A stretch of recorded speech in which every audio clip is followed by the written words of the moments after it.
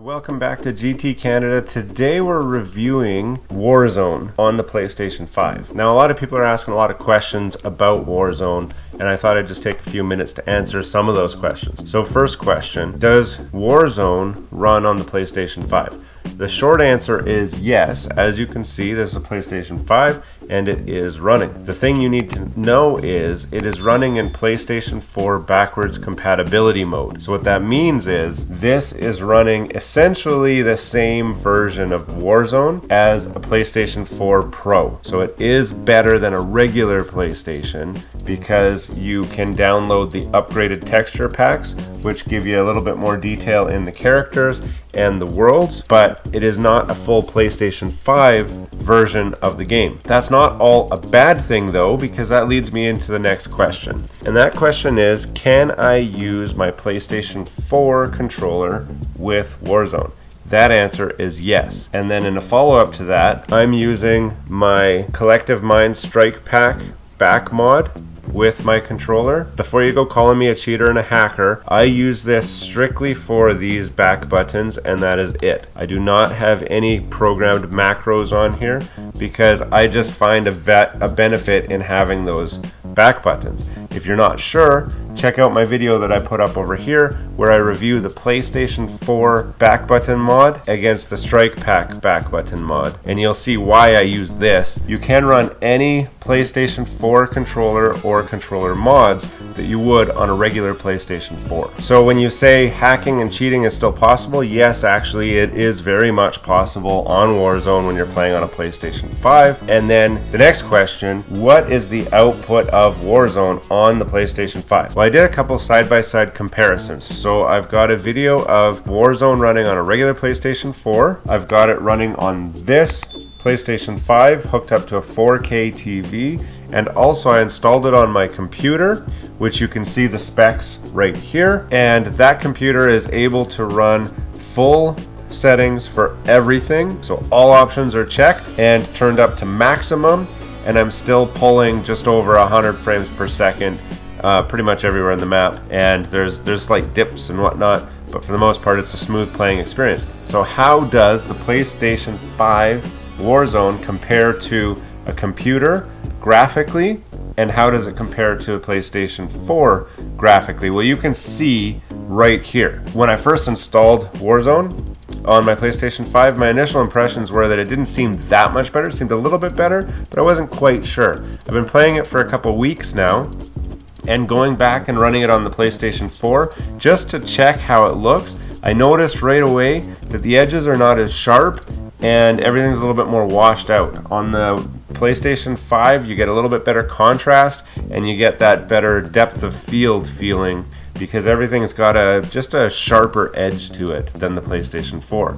When I compare it to the PC, it actually seems like the PC is not as good as the PlayStation 5. What I noticed is just the boxes seem to have they look different, and it's not a good different.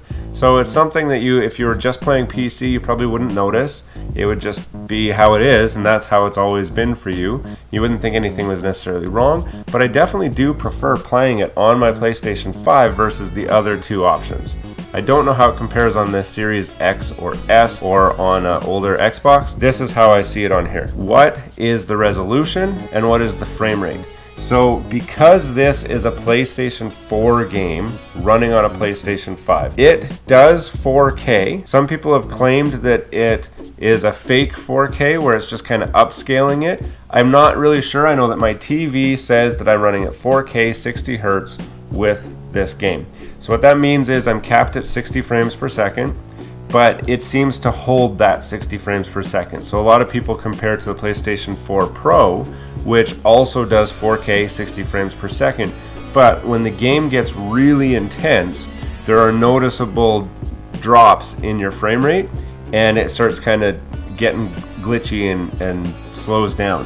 Whereas with the PlayStation 5, you never experience that. It just locks at 60 and it holds 60 the whole time. When can I expect 120 Hertz update for Warzone? That's a good question, and the short answer is that will happen when they release a PlayStation 5 update.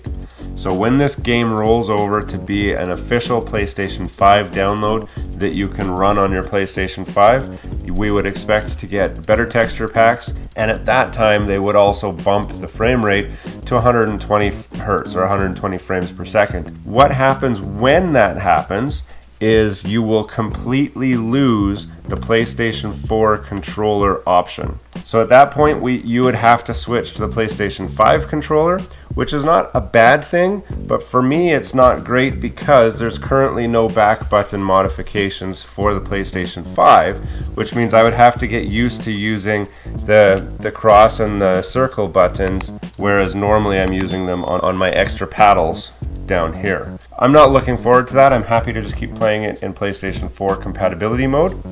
Something else to note, when the PlayStation 5 version is released, you will not have the choice to run the PlayStation 4 version on your PlayStation 5.